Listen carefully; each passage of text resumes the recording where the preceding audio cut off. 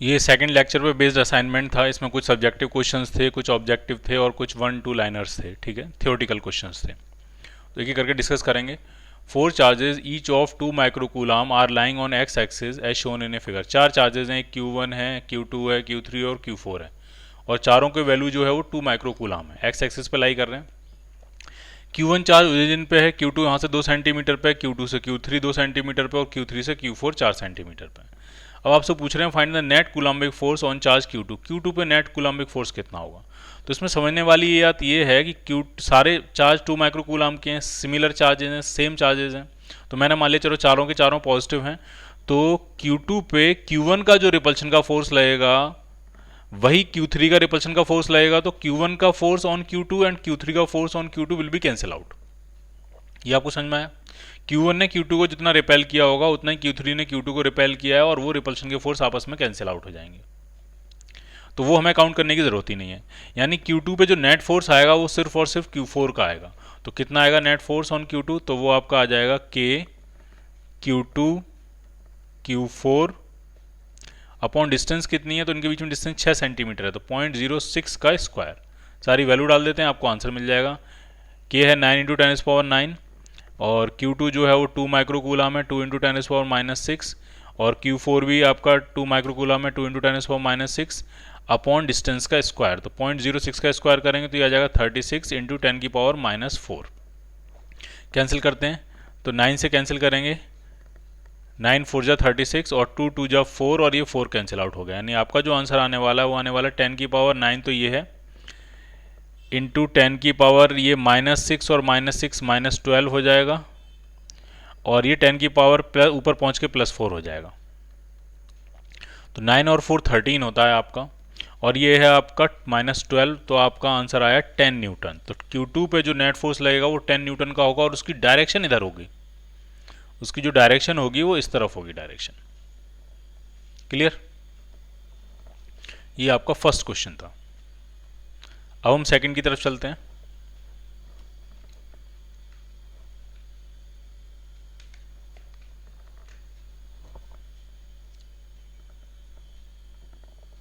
Second question की तरफ चलते हैं। सेकंड में क्या कह रहे हैं कि इसमें कह रहे हैं तीन चार्जेस हैं +2 microcoulomb, +3 microcoulomb, +4 microcoulomb are placed at the corners of equilateral triangle ABC each of side 0.2 metre. एक इक्विलेटरल ट्राइंगल के तीन कॉर्नर्स पे चार्ज रखें। ठीक है, तो ड्रॉ करेंगे पहले इसको। तो इस तरह की सिचुएशन, एक इक्विलेटरल ट्राइंगल है और उसके तीन कॉर्नर्स पे तीन चार्जेस रखे हुए हैं। ये चार्ज है +2 माइक्रोकूलम, ये चार्ज है आपका +3 माइक्रोकूलम और ये चार्ज है आपका +4 माइक्रोकूलम। ठीक, और साइड कितनी दी है 0.2 मीटर। ये भी 0.2 मीटर है, ये भी 0.2 मीटर है और ये भी 0.2 मीटर है। और आपसे ये पूछ रहे हैं कि find the force on +4 microcoulomb due to other two charges. +4 microcoulomb पे लगने वाला फोर्स पूछ रहे हैं due to other two charges. इसने कितना लगाया, उसने कितना लगाया हुआ। तो 3 का जो सारे के सारे प्लस चार्जेस हैं तो सबका रिपल्शन का फोर्स लगेगा। तो 3 का जो रिपल्शन का फोर्स लगेगा वो इस तरफ लगेगा। ठीक, और 2 का जो रिपल्शन का फोर्स लगेगा वो इस तरफ लगेगा। इसका नाम मैं लिख सकता हूं F43। 43 मतलब force on 4 microcoulomb due to 3 microcoulomb, और ये बनेगा F42 force on 4 microcoulomb due to 2 microcoulomb, और उनके बीच में एंगल कितना हो जाएगा, ये 60 डिग्री। तो रिजल्टेंट फोर्स आपको निकालना है। क्लियर। तो सेटल करना शुरू करें। तो F43 कितना आने वाला है, तो K 9 इंटू 10⁻⁹, Q1 4 माइक्रोकूलम है, Q2 3 माइक्रोकूलम है, अपॉन डिस्टेंस 0.2 मीटर है, तो 0.2 का स्क्वायर करेंगे तो ये 0.04 हो जाएगा। क्लियर है ये। ठीक, अब जरा देखते हैं क्या क्या होने वाला है। पॉइंट हटाएंगे तो ऊपर 100 से मल्टीप्लाई हो जाएगा, ये 4 से ये 4 कैंसिल आउट हो गया। तो जो आपका आंसर आने वाला है 9 3 जा 27 इंटू 10 की पावर कितनी आने वाली है, तो ये 100 जो है और ये 9 पावर तो 11 हो जाएंगी, और ये 11 और ये -12 तो 10 की पावर -1 आएगा। यानी आपका आंसर आया 2.7 न्यूटन। क्लियर है ये। ठीक, अब हम निकालेंगे F42। 42 कितना आएगा, तो फिर से वही K की वैल्यू 9 इंटू 10⁻⁹, Q1 आपका 4 माइक्रोकूलम है, Q2 आपका 2 माइक्रोकूलम है, अपॉन डिस्टेंस आपकी 0.2 है, 0.2 का स्क्वायर करेंगे तो 0.04, फिर से वही पॉइंट हटाएंगे, 100 से मल्टीप्लाई करेंगे, इस 4 से ये 4 कैंसिल आउट हो जाएगा, तो 9 2 18, यानी आपका आंसर आएगा 1.8 न्यूटन। और इनके बीच में एंगल कितना दिया है, 60 डिग्री। तो नेट जो रिजल्टेंट फोर्स आएगा वो आ जाएगा आपका 2.7 का स्क्वायर प्लस 1.8 का square plus 2 into 2.7 into 1.8 into cos 60, और cos 60 की वैल्यू होती है हाफ, तो ये 2 से 2 क्या हो जाएगा, कैंसिल आउट। तो मैं ये कह रहा हूं कि ऐसा करते हैं, इसमें से हम ये सब सारे 9 के मल्टीपल हैं, ठीक है। तो पहले मैं पॉइंट हटाता हूं, ठीक है। तो ये आपका आ जाएगा 27 का स्क्वायर अपॉन 100, नीचे आपका आ जाएगा 18 का स्क्वायर अपॉन 100। समझ में आ रहा होगा आपको, 100 क्यों आ रहा है, 10 आना चाहिए, बट स्क्वायर करेंगे तो 100 आ जाएगा, प्लस ये आ जाएगा 27 इंटू 18 अपॉन 100। तो अब अंडर रूट के बाहर क्या आ जाएगा, अब जरा ढंग से समझिए, इसमें 100 बाहर आएगा तो 10 आ जाएगा बाहर, और इसमें मैं 27 का स्क्वायर है तो 9 का स्क्वायर पूरे में से कॉमन ले रहा हूँ, तो 9 का स्क्वायर जब हम कॉमन लेंगे तो बाहर आपका 9 आ जाएगा। अब अंदर क्या बचने वाला है, 9 3 जा 27, तो ये 3 का स्क्वायर बचा, मतलब बचा 9, प्लस 9 2 जा 18, 2 का स्क्वायर बचा तो मतलब बचा 4, प्लस 9 3 जा 27 और 9 2 जा 18, तो यहाँ बचेगा 3 इंटू 2, तो ये आपका आ गया 9/10, और अंडर रूट आपका आने वाला है, ये आपका बन जाएगा 13 और ये है आपका 6, तो ये आपका आ गया 19, ठीक। इतने न्यूटन का फोर्स लगेगा। कैलकुलेशन एक बार आप खुद से करके देख लेना तो आपको और चीज़ें क्लियर हो जाएंगी। तो इतने न्यूटन का फोर्स लगेगा।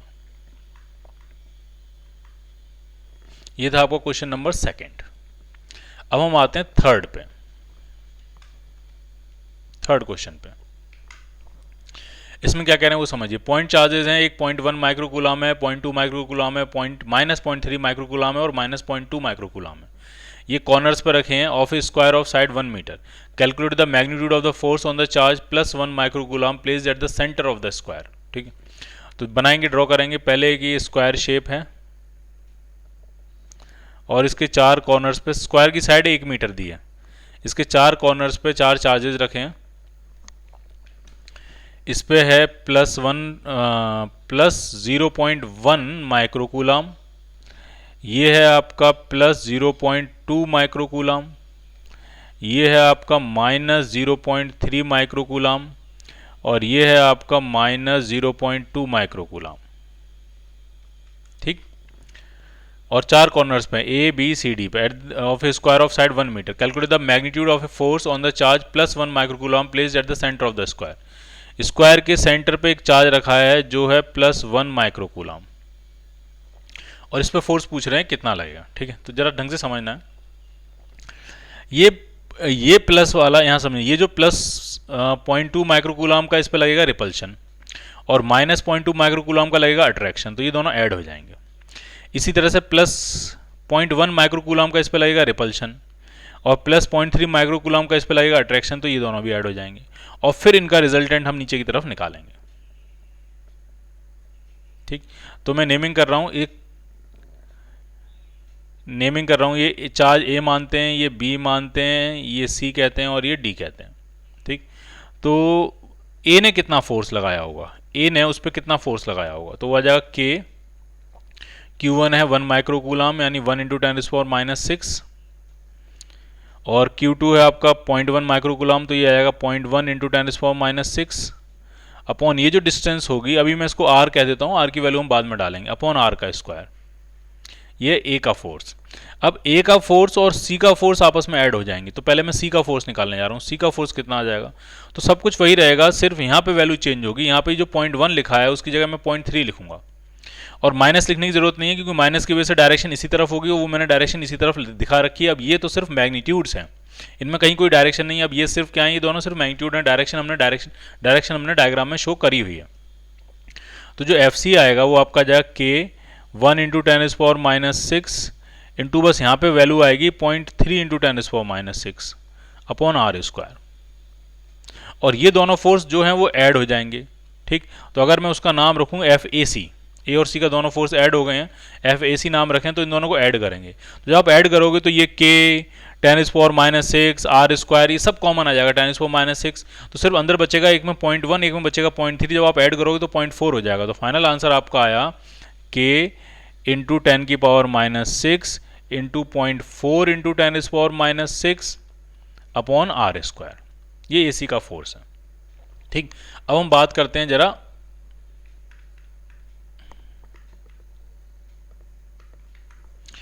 B और D के फोर्स की। ठीक है, तो B ने कितना फोर्स लगाया होगा, B का देखिए, तो K, मैं वैल्यू लिखता हूं K, और जो सेंटर पे चार्ज है वो 1 माइक्रोकूलम यानी 10⁻⁻⁶, और B पे चार्ज जो है वो है 0.2 इंटू 10⁻⁻⁶ अपॉन आर स्क्वायर। ये B का फोर्स है at the central charge. D ने कितना फोर्स लगाया होगा, तो D ने भी सेम ही फोर्स लगाया होगा, बट वो अट्रैक्शन का होगा, इसी तरफ होगा। B ने लगाया रिपल्शन का, D ने लगाया अट्रैक्शन का, दोनों सेम डायरेक्शन में है, तो D का भी फोर्स इसी के बराबर होगा, सेम। तो K into 10⁻⁻⁶ into 0.2 into 10⁻⁻⁶ upon r square. तो जो नेट फोर्स आपका आ जाएगा B और D ने मिलके जो टोटल लगाया होगा, तो आप इसको ऐड करोगे तो सब कुछ सेम ही है, डबल हो जाएगा बस। तो ये 0.2 की जगह 0.4 हो जाएगा। तो K into 10⁻⁻⁶ into 0.4 into 10⁻⁻⁶ upon r square. अब जरा गौर से देखने वाली बात यह है कि BD का नेट रिजल्टेंट फोर्स और AC का नेट रिजल्टेंट फोर्स बराबर आया, तो इनका जो रिजल्टेंट, दोनों का जो कंबाइंड रिजल्टेंट बनेगा वो एकदम बीचों बीच बनेगा। सिंस ये स्क्वायर है तो एंगल 90 डिग्री होगा, तो नेट जो फोर्स आएगा वो इस पूरे का √2 टाइम्स हो जाएगा। अब मैं सीधी वैल्यू डाल देता हूँ, √2 टाइम्स ऑफ टोटल फोर्स कितना हो जाएगा, K 9 इंटू 10⁻⁹ इंटू 10⁻⁻⁶, 10⁻⁻⁶ तो 10⁻⁻12 हो जाएगा, इंटू ये हो गया 0.4 अपॉन डिस्टेंस कितनी आने वाली है, तो डिस्टेंस ये जो साइड थी वो 1 मीटर थी, तो ये पूरा डायगोनल आपका जो बनेगा, पूरा जो डायगोनल बनेगा वो √2 होगा, और उसका आधा जो हो जाएगा वो 1/√2 हो जाएगा। तो ये आपका आ गया 1/√2 का स्क्वायर, तो 1/√2 का स्क्वायर करेंगे तो 1/2 आ जाएगा। तो बस अब आपको कैलकुलेट करना है, ये 10⁻9 है, ये -12 है तो -3 10⁻ बची। ठीक, और ये 2 ऊपर आ जाएगा तो 18√2 हो जाएगा ये, और इसमें 0.4 से मल्टीप्लाई कर लेंगे, तो 0.4 का मतलब है 4/10, तो 10 की पावर तो होगी -4, बाकी 18 4 जो होता है वो 72 होता है, तो ये हो गया 72√2 इंटू 10⁻⁻4 न्यूटन। कैलकुलेशन एक बार फिर आप देख लेना। ठीक, कैलकुलेशन में हमेशा चांसेस होते हैं कुछ ना कुछ गड़बड़ होने के, तो वो हमेशा आप चेक कर लेना। ठीक है, तो मैग्नीट्यूड पूछा तो हमने फाइंड कर लिया कितना फोर्स का मैग्नीट्यूड है, तो वो हमारा आंसर आ गया। तो ये था आपका थर्ड क्वेश्चन। ये सारे क्वेश्चन बोर्ड के पर्सपेक्टिव से हैं, स्कूल एग्जाम के पर्सपेक्टिव से हैं, क्योंकि ये प्योरली सब्जेक्टिव क्वेश्चंस हैं। अगला क्वेश्चन देखते हैं, fourth. Consider the charges +q, q, -q placed at the vertices of an equilateral triangle of each side L। What is the net force on each charge. Her charge पर कितना net force लगेगा वो आपको बताना है। तो draw करते हैं फिर इसमें एक इक्विलेटरल ट्राइंगल।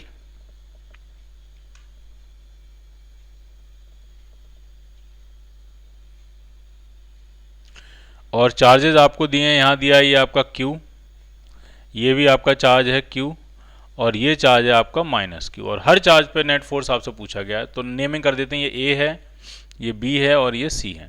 तो A पे नेट फोर्स कितना लगेगा, और साइड इसकी L है, तो A पे नेट फोर्स पहले निकालने जा रहे हैं, A पे कितना लगेगा। ठीक, तो समझिए, ये वाला जो +Q है, ये वाला जो +Q है, इसने इस +Q को रिपेल किया होगा, तो इसकी वजह से जो फोर्स लगेगा वो इस डायरेक्शन में लगेगा। कितना होगा, KQ² अपॉन L²। ठीक, अब इस वाले -Q ने इस वाले +Q को अट्रैक्ट किया होगा, तो ये फोर्स इस डायरेक्शन में लगेगा, तो ये फोर्स इधर आ जाएगा। कितना, KQ²/L²। अब मैं प्लस माइनस नहीं डाल रहा हूँ, समझ में आया क्यों? क्योंकि हम एरो बना के जब डायरेक्शन दिखा रहे हैं तो अब मैं सिर्फ फोर्सेस के मैग्नीट्यूड लिख रहा हूँ। ठीक है, अब मुझे प्लस माइनस डालने की यहाँ बिल्कुल भी ज़रूरत नहीं है। और ये एंगल कितना होगा, तो ये एंगल होगा 120 डिग्री। तो इनका जो रिजल्टेंट आएगा वो एकदम बीचों बीच से आएगा। और एक इंपॉर्टेंट कंसेप्ट हमने 11th में पढ़ा था वेक्टर्स में कि अगर दो इक्वल मैग्नीट्यूड के फोर्सेज हैं और उनके बीच में एंगल 120 अगर होता है तो उनका रिजल्टेंट उन्हीं के बराबर आ जाता है, तो उनका रिजल्टेंट भी एफ होता है। तो ये केस यहाँ पे एप्लीकेबल हो रहा है। एक फोर्स है KQ²/L², दूसरा भी है KQ²/L², और उनके बीच में एंगल 120 डिग्री है, तो इनका रिजल्टेंट भी उन्हीं के ही बराबर आएगा। तो इसका जो नेट आंसर आएगा वो कितना आ जाएगा, KQ²/L²। अदरवाइज हम कैसे करेंगे इसको, अदरवाइज कैसे करेंगे, सिंपल, अगर दो इक्वल फोर्सेज हैं, एंगल 120 है, तो रिजल्टेंट निकालने का तरीका क्या होगा, √(f² + f² plus 2f cos 120, यही तो लिखेंगे। और cos 120 डिग्री जो होता है वो माइनस हाफ होता है, तो इसकी जगह हम cos 120 की जगह लिखेंगे माइनस हाफ। तो ये 2 से 2 कैंसिल आउट हो गया, तो ये हुआ एफ स्क्वायर और ये हुआ माइनस एफ स्क्वायर, और माइनस एफ स्क्वायर से एक प्लस एफ स्क्वायर कैंसिल, तो फाइनल आंसर कितना आया एफ। क्लियर? तो इसीलिए मेरा आंसर कितना आया के Q square by L square. ये फोर्स ऑन ए है। अब जरा बी की बात करते हैं। तो जैसा ए है वैसा ही बी है, कोई ज़्यादा डिफरेंस नहीं है। देखिए इस माइनस क्यू ने इस माइनस क्यू ने इस प्लस क्यू को अट्रैक्ट किया होगा, तो ये फोर्स इधर आएगा, क्या? के Q square by L square. ठीक, अब दूसरा समझिए, इस प्लस क्यू ने इस प्लस क्यू को रिपेल किया होगा, तो ये वाला फोर्स इधर आएगा, कितनी वैल्यू? के Q square by L square. अब बताइए इनके बीच में एंगल कितना? 120, तो इनका रिजल्टेंट भी उनके बीचों बीच आएगा और उसकी वैल्यू भी वही हो जाएगी। ठीक, अब बात करते हैं हम सी की। अब सी पे समझिए, ये माइनस क्यू और ये प्लस क्यू, तो इसको अट्रैक्ट कर रहा होगा, तो ये फोर्स इधर आएगा, कितना? के Q square by L square. और यहां पे भी सेम सिचुएशन है, ये प्लस क्यू ये माइनस क्यू, तो ये बी का जो चार्ज है वो सी के चार्ज को अट्रैक्ट कर रहा होगा, तो वो भी इधर लगेगा के Q square by L square. अब यहां पे इनके बीच में एंगल कितना है? 60 डिग्री। तो इनका रिजल्टेंट कितना बनेगा? तो मैं पहले अलग से कैलकुलेट कर लेता हूं। ये वैल्यू मैंने की, चलो ये एफ है और ये वाली भी वैल्यू एफ है, एंगल 60 डिग्री है, रिजल्टेंट कितना आएगा? तो under root of F square plus 2f cos 60 की वैल्यू होती है √3/2, सॉरी हाफ। cos 60 की वैल्यू क्या होती है? हाफ। तो ये 2 से 2 कैंसिल, तो ये एफ स्क्वायर 3f स्क्वायर हो गया, तो अंडर रूट के बाहर आंसर बनेगा f√3। क्लियर? f√3 का मतलब f की वैल्यू थी के Q square by L square times √3, ये फोर्स लगेगा माइनस क्यू चार्ज पे, नेट फोर्स। तो हमने तीनों चार्ज के नेट फोर्स फाइंड कर लिए। ठीक है, for what is the net force on each charge हमने सब सारे फाइंड कर लिए। क्लियर? अब हम आते हैं ऑब्जेक्टिव क्वेश्चंस पे। When glass rod is rubbed with a piece of silk cloth, the charge acquired by the glass rod। तो ये आपको याद ही होगा कि हमने अलग अलग कॉम्बिनेशन का क्वेश्चन में समझा था कि इस कॉम्बिनेशन के साथ अगर रब करेंगे तो कौन पॉजिटिव हो जाएगा, कौन नेगेटिव हो जाएगा, तो वो आपको खुद ही याद रखना है। अगला क्वेश्चन करते हैं, value of dielectric constant of a medium. Temperature के साथ उसका वेरिएशन पूछ रहे हैं, क्या होगा? ठीक है, तो जनरली मोस्ट ऑफ द जो मटेरियल्स होते हैं जिनके मॉलिक्यूल्स पोलर होते हैं, हम उनके बारे में बात कर रहे हैं। जैसे कि पानी है, पानी के मॉलिक्यूल्स पोलर होते हैं, हर मॉलिक्यूल अपने आप में एक डायपोल होता है, और जब हम एक्सटर्नल इलेक्ट्रिक फील्ड लगाते हैं, कोई फील्ड बनाते हैं, तो वो उसको अपने उस फील्ड के रिस्पॉन्स में अपने आप को अलाइन कर लेते हैं। ठीक, तो जरा ढंग से समझना सिचुएशन क्या है कि जैसे मान लिया ये आपने एक्सटर्नल इलेक्ट्रिक फील्ड लगाया है पानी के अंदर, तो पानी का हर एक मॉलिक्यूल डायपोल होता है, तो वो इलेक्ट्रिक फील्ड के रिस्पॉन्स में उसी डायरेक्शन में अपने आप को अलाइन करने की कोशिश करेगा, इस तरह से। क्योंकि ये जो डायपोल मूवमेंट की डायरेक्शन और इलेक्ट्रिक फील्ड की डायरेक्शन जब सेम होती है, तो ये मिनिमम पोटेंशियल एनर्जी का केस है। ठीक है, मिनिमम पोटेंशियल एनर्जी का केस है। ठीक है, अभी तक आपको पोटेंशियल एनर्जी वगैरह डायपोल वगैरह सब समझ में आ चुका है, इसलिए हम ये डिस्कस कर भी पा रहे हैं। अदरवाइज मैं इसको सिंपली कह देता कि ऐसा करने से ऐसा हो जाता है। ठीक, रिजल्ट तो आपको याद रखना ही है, बाकी थोड़ा सा कंसेप्ट भी समझ लीजिए। जितना ओरिएंटेशन अलाइन बेटर होगा, उतना उस मीडियम का डाइलेक्ट्रिक कांस्टेंट ज़्यादा होगा। अब क्या होगा, जैसे ही आप टेम्परेचर बढ़ाना शुरू करोगे, टेम्परेचर बढ़ेगा तो इनके अंदर थर्मल काइनेटिक एनर्जी बढ़ेगी, तो रैंडमनेस बढ़ेगी, तो इनका जो ओरिएंटेशन है, इनका जो अलाइनमेंट है वो प्रॉपर नहीं हो पाएगा, और प्रॉपर नहीं हो पाएगा तो इसका जो डाइलेक्ट्रिक कांस्टेंट है वो क्या हो जाएगा? वो कम हो जाएगा। तो at the in the end आपको ये बात तो याद रखनी है कि जिन मॉलिक्यूल जो पोलर मॉलिक्यूल्स होते हैं, अगर कोई डाइलेक्ट्रिक मीडियम है उसके मॉलिक्यूल्स पोलर हैं, तो उसमें मोस्ट ऑफ द केसेस में ऐसा होता है कि अगर आप टेम्परेचर बढ़ाओगे तो डाइलेक्ट्रिक कांस्टेंट डिक्रीज होगा। एक जनरल स्टेटमेंट है ये। So dielectric constant decreases with increase in temperature of the medium. So your answer is B part. Number of free electrons, number of electrons forming 1 coulomb charge. एक coulomb charge में कितने electrons होंगे? तो Q equal to हम क्या लिखेंगे? N. Q आपसे कह रहे हैं 1 कूलम चार्ज है, एन आपको निकालना है, और इलेक्ट्रॉन का चार्ज होता है 1.6 इंटू 10⁻⁻19। तो उसको उधर ले जाके डिवाइड करेंगे तो जो एन आपका आ जाएगा वो आ जाएगा 6.25 इंटू 10⁻18 इलेक्ट्रॉन्स आपको चाहिए होंगे 1 कूलम चार्ज बनाने के लिए।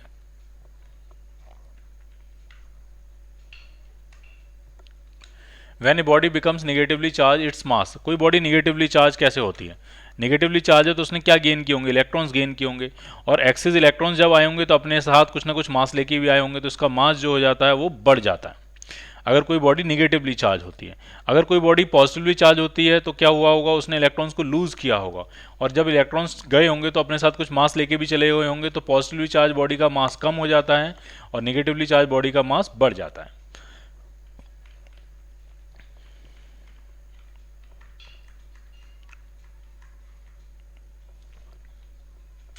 अगला क्वेश्चन देखते हैं, if q be the charge on a body at rest then the charge on a body when it is moving with speed v। तो हमने थ्योरी में इसको डिस्कस किया है कि जो चार्ज होता है वो इनवेरिएंट होता है, उसका स्पीड से कोई लेना देना नहीं होता, ये मास की तरह नहीं होता है। अगर यही मास का फॉर्मूला होता तो आंसर डी पार्ट हो जाता है, यहाँ चार्ज है तो आंसर क्या बनेगा आपका, A part. The unit of permittivity in free space epsilon naught की यूनिट पूछ रहे हैं आपसे, तो थ्योरी में हमने डिस्कस करी है, आपको पता है, आप सॉल्व कर लेना, आपको आंसर मिल जाएगा। अदरवाइज हम कैसे सेटल करते हैं इसको, force is equal to 1/4 pi epsilon naught Q1 Q2 upon r square. तो यहाँ से जो एप्सिलॉन नॉट आपका आएगा वो आपका आ जाएगा Q1 Q2 अपॉन 4 पाई, तो कांस्टेंट है F इंटू आर स्क्वायर। तो इसकी जो यूनिट आने वाली है वो आने वाली है कूलाम स्क्वायर पर newton into metre square. So your answer is D part. अगले क्वेश्चन में पूछ रहे हैं कि एब्सोल्यूट परमिटिविटी की जो फ्री स्पेस में जो वैल्यू होती है वो क्या होती है, तो 8.85 इंटू 10⁻12 के दो आंसर दिए हैं, तो इसका मतलब इनमें डिफरेंस है यूनिट का, तो यूनिट भी आपको याद रखनी पड़ेगी, तो वो थी कूलाम स्क्वायर पर newton into metre square. So your answer will be A part. The cause of charging of a body, किस चीज का हम ट्रांसफर करते हैं, क्या प्रोटॉन्स और न्यूट्रॉन्स का ट्रांसफर कर देते हैं, न्यूट्रॉन पे तो चार्ज होता नहीं, वो तो यूजलेस है। क्या प्रोटॉन्स का ट्रांसफर करके चार्ज होता है, नहीं, प्रोटॉन्स तो न्यूक्लियस में होते हैं, उनको निकाल पाना, उनकी वैल्यू को कम या ज़्यादा कर पाना बहुत मुश्किल खेल है। जो इलेक्ट्रॉन्स होते हैं वो आउटर मोस्ट शेल में होते हैं, और मेटल्स में तो फ्री इलेक्ट्रॉन्स होते हैं, तो मोस्ट ऑफ द केसेज में जो चार्जिंग डिस्चार्जिंग की प्रोसेस है उसमें इलेक्ट्रॉन्स पार्टिसिपेट करते हैं। Electrons are the dominant factors of charge transfer. इसका आंसर क्या बनेगा, सी पार्ट। अब ये क्वेश्चंस जो हैं वो डिस्कशन के लिए क्वेश्चंस हैं, वन लाइनर्स हैं, ठीक है। जैसे फर्स्ट क्वेश्चन कह रहे हैं, who was the first to assign the positive and negative signs to charge. Charge को दो तरह के चार्ज होते हैं, तो पॉजिटिव नेगेटिव ही किसने कहा, तो सबसे पहले इसको किसने कहा था, माइकल फैराडे ने, ठीक। एक glass rod is rubbed with silk, what type of charge do the glass and silk acquired, ये आपको पता ही है, इसको डिस्कस करने की जरूरत ही नहीं है। What is the electric charge on the nucleus of A helium atom. Helium का एटम अगर है तो उसके हीलियम के एटम के न्यूक्लियस में 2 प्रोटॉन्स होते हैं और 2 न्यूट्रॉन्स होते हैं, तो उस पर जो टोटल पॉजिटिव चार्ज हो जाएगा वो हो जाएगा +2 इंटू 1.6 इंटू 10⁻⁻19 कूलाम।